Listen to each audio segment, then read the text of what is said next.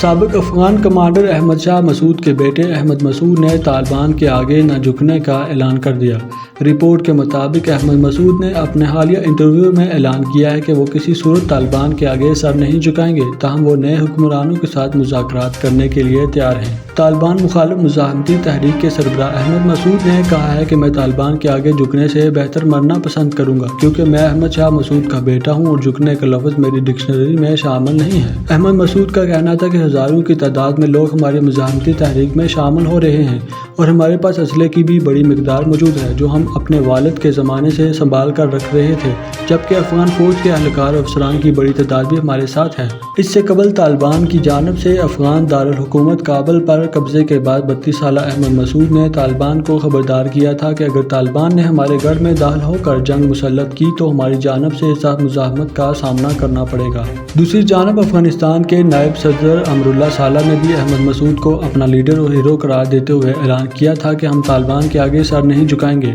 واضح رہے، طالبان نے کابل سمیت افغانستان کے تقریباً تمام اضلاع پر قبضہ کر لیا ہے، تاہم وہ اب تک پنجشیر میں داخل ہونے میں کامیاب نہیں ہو سکے ہیں اور اس کے لیے ان کے احمد مسعود سے مذاکرات جاری ہیں، جبکہ گزشتہ روز بھی ترجمان طالبان ذبیح اللہ مجاہد نے اعلان کیا تھا کہ ہم پنجشیر والوں سے لڑنا نہیں چاہتے بلکہ ان کے مطالبات پورے کریں گے۔